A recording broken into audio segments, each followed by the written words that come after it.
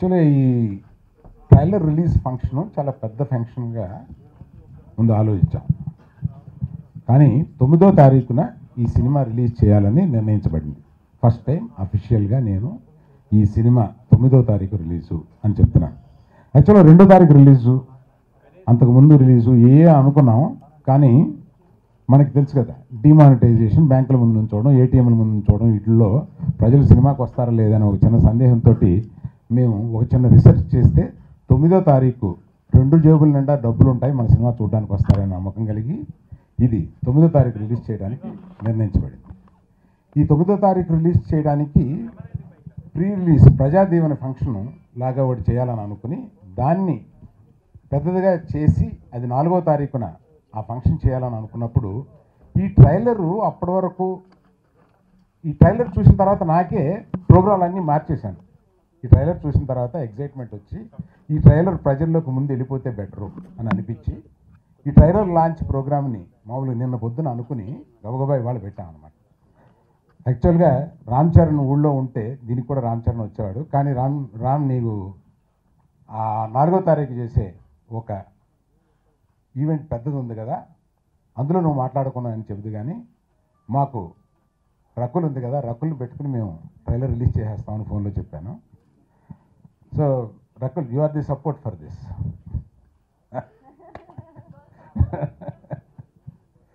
So cinema గురించి చెప్పడానికి ఇంకా మేము మా ఆశలు ఏంటంటే మామూలుగా 4వ తారీఖున ఒక పెద్ద ఫంక్షన్ చేసి అక్కడి నుంచి వైజాగ్, తిరుపతి, విజయవాడకు కూడా వెళ్ళి ఈ సినిమా గురించి ఎలుగెత్తి చెప్పాలన్నంత కోరిక ఉంది. అది ఎన్ని నెరవేరుతాయో త్వరలో చూద్దాం.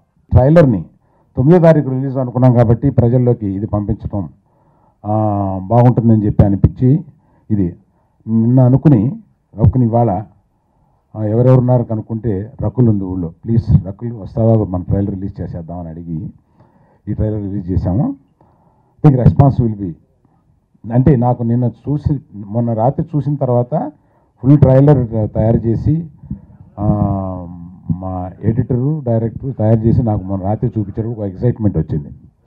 సో సినిమా ఎలా ఉందో నాకు తెలుసు. నేను ఇంకా బోల్డ్ అకేషన్ ఉన్నాయి కనుక సినిమా ఎంత గొప్పగా ఉంది అనేది మిమ్మల్ని ఎగ్జైట్ చేయడానికి నా దగ్గర కొన్ని ఉన్నాయి, నెమ్మదిగా చెప్తాను తర్వాత.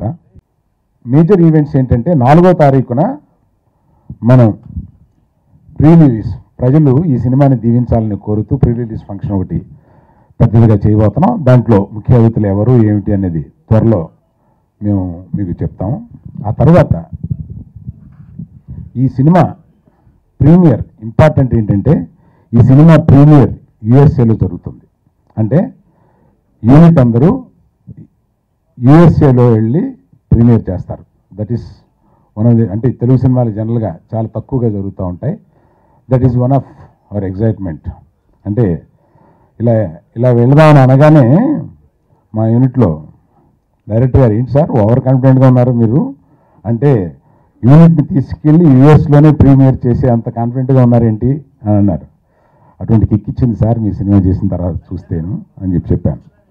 సో ఈ 2 మేజర్ ఈవెంట్సే కాకుండా ఈ మధ్యలో వైజాగ్, విజయవాడ, తిరుపతి కూడా వెళ్ళాలని కొన్ని ప్రయత్నాలు జరుగుతున్నాయి. అవి సక్సెస్ అవుతాయని ఆశిస్తున్నాను. సో ఈ యూనిట్ని రిలీజ్కి ముందే ఈ చోట్లకు తీసుకెళ్లాలని ప్రయత్నాలు జరుగుతున్నాయి. 2 స్టేషన్స్ కన్ఫర్మ్ అయినాయి, న్యూజెర్సీ అండ్ శాన్ ఫ్రాన్సిస్కో. 3వ స్టేషన్లో కూడా ప్రీమియర్ చేద్దామని అనుకుంటున్నాం. These 2 are confirmed. Total unit అక్కడికి వచ్చి ప్రీమియర్లో పాల్గొంటుంది.